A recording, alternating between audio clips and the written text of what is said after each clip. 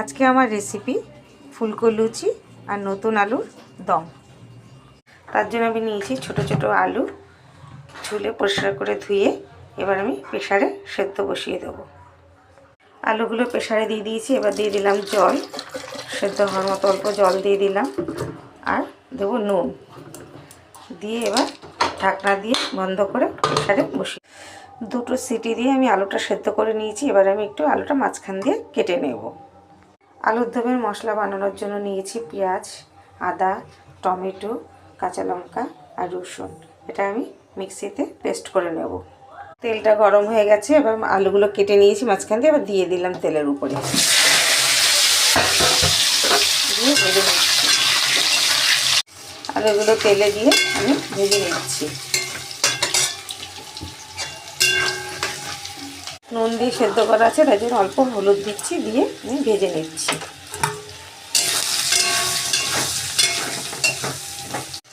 আলুটা ভাজা হয়ে গেছে। এবার আমি আলুগুলো তুলে নিচ্ছি।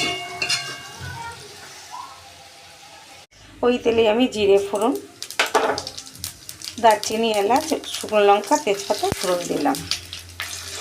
ফোড়নটা একটু ভাজা হবে। ফোড়নটা ভাজা হয়েছে।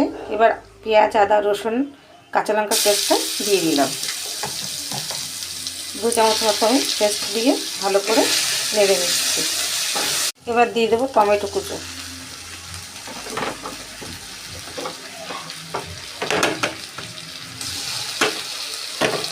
দিয়ে ভালো করে নেড়ে নেব।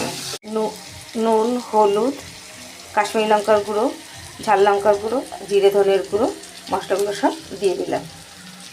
দিয়ে ভালো করে কষিয়ে নিচ্ছি।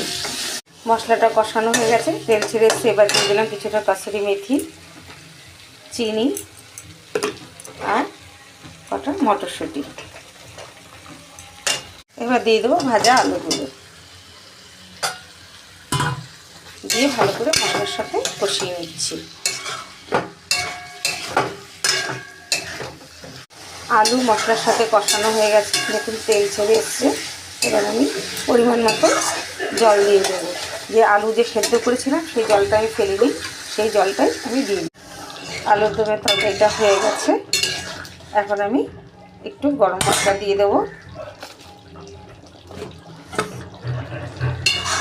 দিয়ে শীতের সকালে ছোট ছোট নতুন আলু দিয়ে আলুর দম রান্না করা হয়ে গেছে। আমি যেভাবে করেছি আপনারা সেইভাবে করে খেয়ে দেখবেন, ভালো লাগবে। আর ভালো লাগলে আমাকে বেশি বেশি করে শেয়ার, লাইক, কমেন্ট করবেন। রোববারের সকালের টিফিন ফুলকো লুচি আর আলুর দম।